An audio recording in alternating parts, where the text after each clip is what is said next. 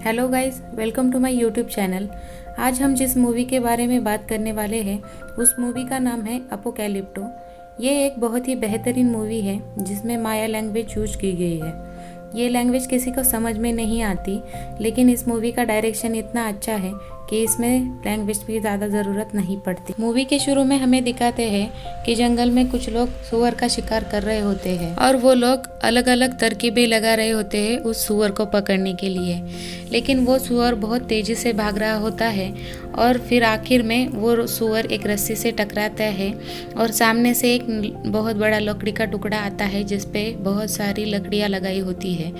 वो लकड़ियाँ सुअर के अंदर घुस जाती है और वो सुअर वहीं पे मर जाता है। सुअर का शिकार करके वो लोग बहुत खुश हो जाते हैं और उस सुअर को काट कर उसके अलग अलग टुकड़े एक दूसरे में बांटने लग जाते हैं। उसमें एक इंसान ऐसा होता है कि जिसको बच्चे नहीं हो रहे होते हैं। उसे वो लोग सुअर के टेस्टिकल निकाल के देते हैं और उसे वो खाने के लिए बोलते हैं, लेकिन वो इंसान उसे नहीं खाना चाहता और उसे खाने से वो मना कर देता है। तभी उनमें से एक आदमी उठ के उसे बोलता है कि ये टेस्टिकल तुम खा लो और तुम्हें जल्दी ही बच्चे हो जाएंगे। मेरे पिता ने इसे 10 बार खाया था, इसीलिए मेरे 8 बहनें हैं और एक बड़ा भाई भी है। इसे तुम खा लो और जल्दी से तुम्हें बच्चा हो जाएगा। उसे वो जो बोल रहा था वही हमारी मूवी का मेन कैरेक्टर है जिसका नाम जगुआर पॉ होता है।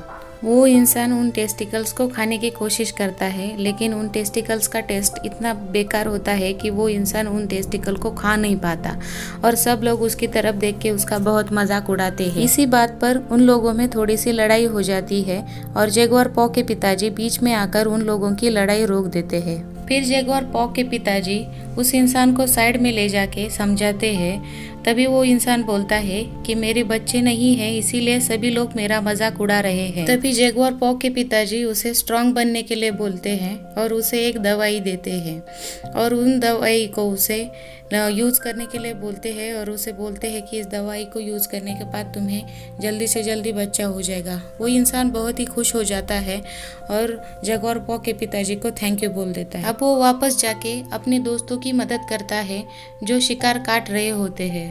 तभी कुछ आवाज़ें आती है और मूवी का हीरो जिसका नाम जगुआर पॉ होता है वो उन आवाज़ों की तरफ देखकर पूछता है कि तुम्हें क्या चाहिए। तभी वहाँ कुछ आदिवासी लोग आ जाते हैं और उन्हें बोलते हैं कि हमें बस यहाँ से गुजरना है और वो लोग इन लोगों को 2 मछलियाँ देते हैं और ये लोग भी सुअर का मांस का टुकड़ा उन्हें देते हैं और उन्हें वहाँ से गुजरने देते हैं। जब वो लोग वहाँ से गुजर रहे होते हैं तब जगुआर पॉ उनकी तरफ देखता है और नोटिस करता है कि उन लोगों को चोटें लगी हुई होती है और वो उन लोगों को पूछता है कि तुम्हें क्या हुआ। तभी उनमें से एक इंसान रुक के जगुआर पॉ को बताता है कि हमारा कबीला पूरी तरह से तबाह हो गया है और हम लोग एक नई शुरुआत करने के लिए दूसरी जगह जा रहे हैं।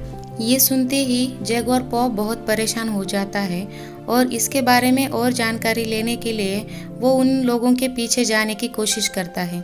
तभी उसके पिताजी उसे रोकते हैं और कबीले की तरफ जाने के लिए बोलते हैं और वो लोग अपने कबीले के लिए जब जा रहे होते हैं तब जगुआर पॉ बहुत परेशान दिखता है और उसके माइंड में हमेशा ये चल रहा होता है कि आखिर उन लोगों के साथ हुआ क्या होगा, वो लोग घायल कैसे हुए होंगे।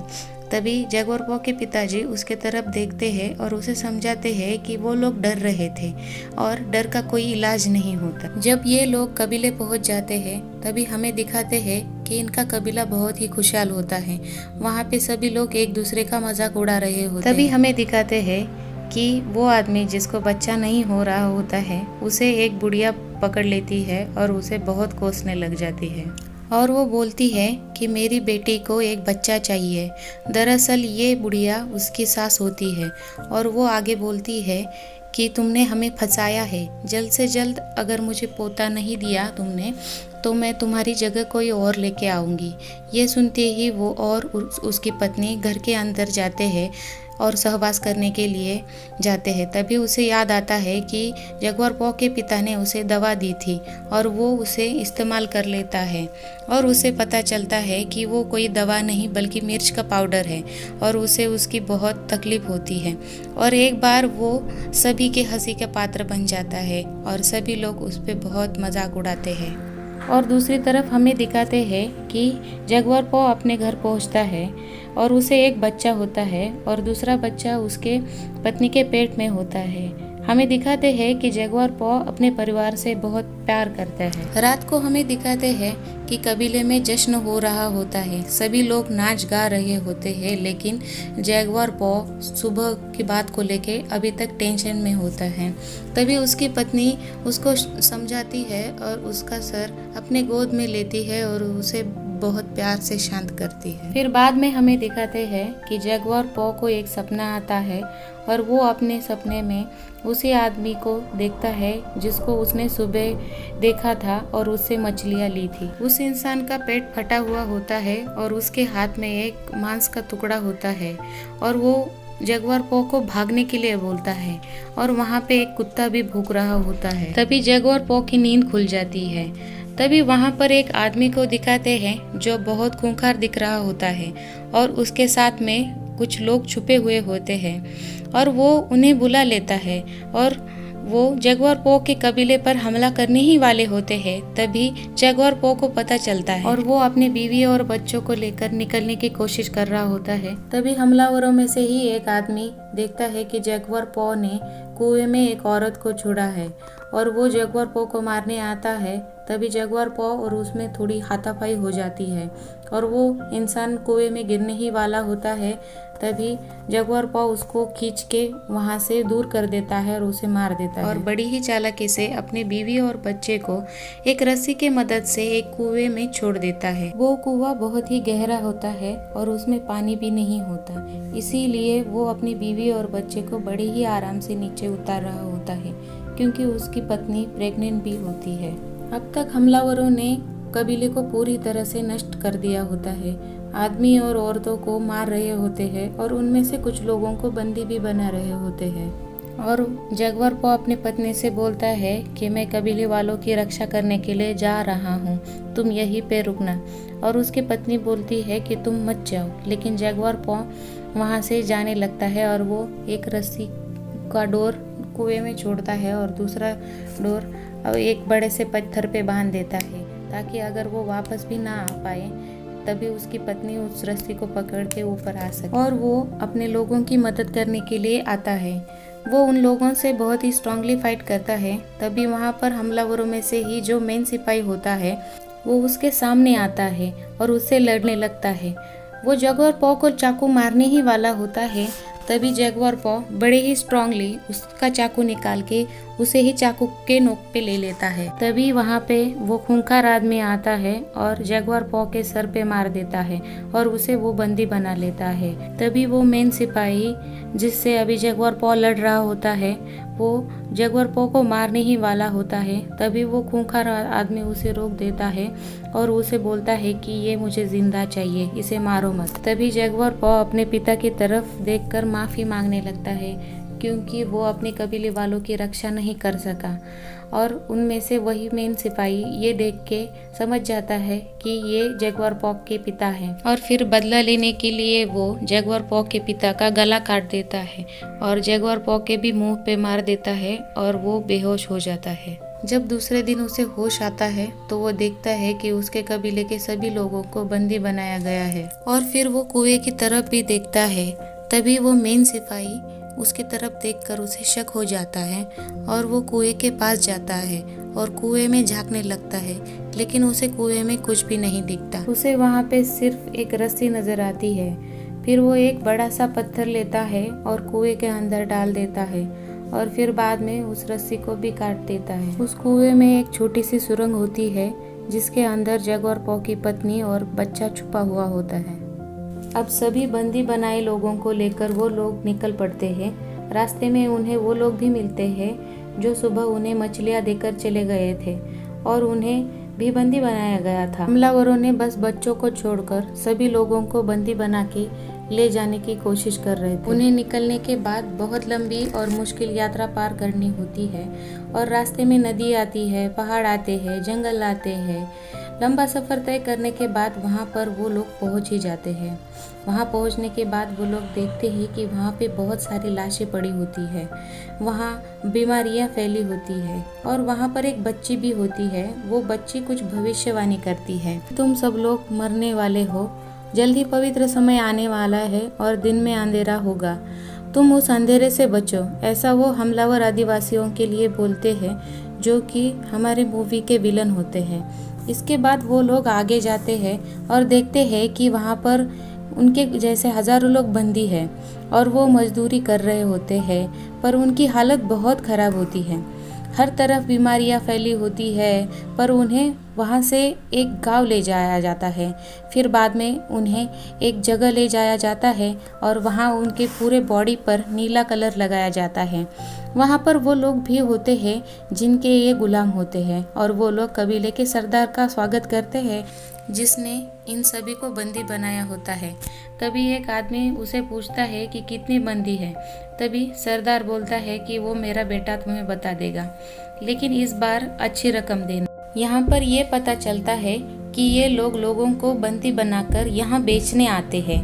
अब वो बंदी औरतों को ऊपर खड़ा कर कर उनकी बोली लगा देते हैं और फिर नीले कलर जिनके बॉडी पर है उनको एक जगह ले जाया जाता है। वहाँ बहुत सारे ढोल नगाड़े बज रहे होते हैं। यहाँ पर लोगों की बलि दी जा रही होती है। दरअसल वो लोग इन लोगों को भगवान को बलि देकर भगवान को खुश करना चाहते हैं। तभी वो लोग बंदी लोगों में से एक को लेटाते हैं और एक चाकू से उसका दिल निकाल लेते हैं और उसका सिर काटकर उस बॉडी को सीढ़ियों से नीचे ढकेल देते हैं। जब जगुआर पॉ की बारी आती है तभी सूर्य ग्रहण हो जाता है और वो लोग रुक जाते हैं और फिर बाद में उन्हें एक बड़े से मैदान पर ले जाते हैं। उस मैदान के बाद बहुत बड़ा जंगल होता है और वो लोग उन्हें बोलते हैं कि भाग सको तो भाग लो।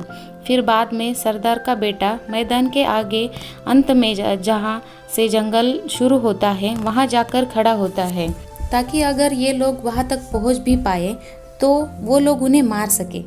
जब ये लोग भाग रहे होते हैं तभी पीछे से कबीले वाले दो लोगों पर तीर चला रहे होते हैं और वो दोनों लोग वहीं पे मर जाते हैं और अब सिर्फ जगुआर पॉ और एक आदमी बचता है और वो दोनों आड़ा टेढ़ा भागने की कोशिश करते हैं और फिर बाद में एक तीर उस आदमी को लगता है और वो वहीं पे मर जाता है।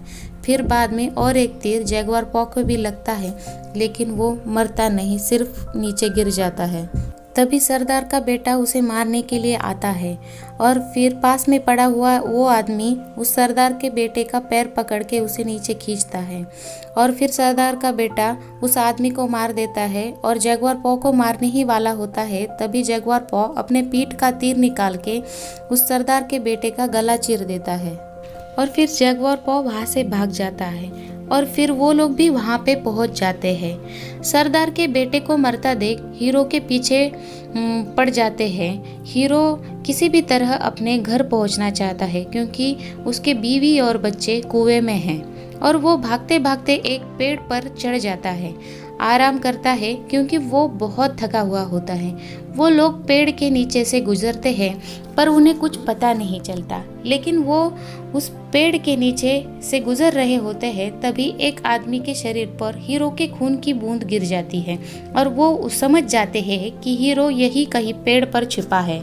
लेकिन तभी हीरो के पास ब्लैक पैंथर का बच्चा आ जाता है और तभी ब्लैक पैंथर भी आ जाता है और हीरो विलेंस की तरफ भागना शुरू कर देता है। अब जगुआर पॉ की हलचल से उन लोगों को पता चल जाता है कि आगे से कोई आ रहा है और वो उसकी तरफ भागने लगते हैं।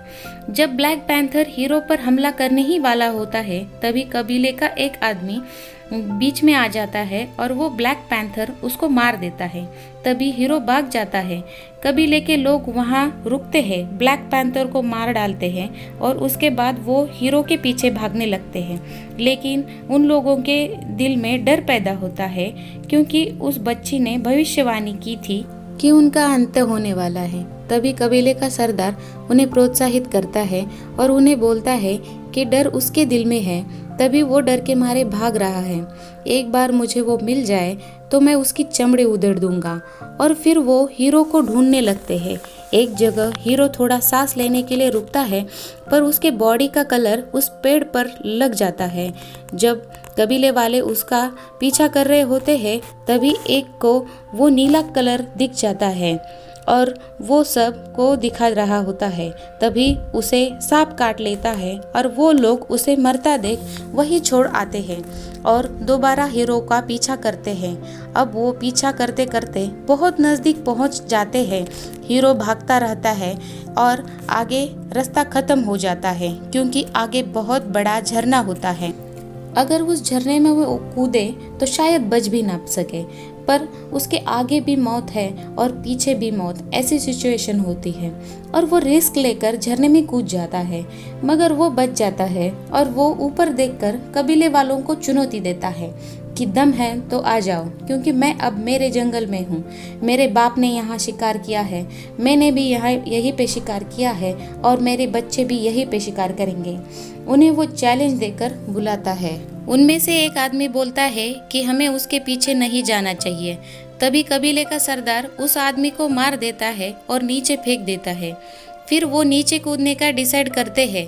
पहला आदमी नीचे कूदता है और वो बच जाता है। फिर दूसरा आदमी जब गिरता है तब उसका सिर पत्थर से टकराता है और वो मर जाता है। तब सब कूदते हैं और वो सभी बच जाते हैं और वो किनारे तक आ जाते हैं और फिर वो जगुआर पॉ का पीछा करने लगते हैं। फिर जगुआर पॉ भागते भागते दलदल में गिर जाता है और फिर वो बड़ी ही मुश्किल से बाहर निकल पाता है और बाहर निकलने के बाद वो बोलता है कि मैं जगुआर पॉ हूँ, ये जंगल मेरा है और यहाँ मुझे किसी का डर नहीं है। वो कीचड़ में लथपथ अपनी हाथ में एक पत्ते में लिपटा मधुमक्खी का छत्ता लेकर उनके सामने आ जाता है और फिर उस छत्ते को उन लोगों की दिशा में फेंककर वहां से भाग जाता है।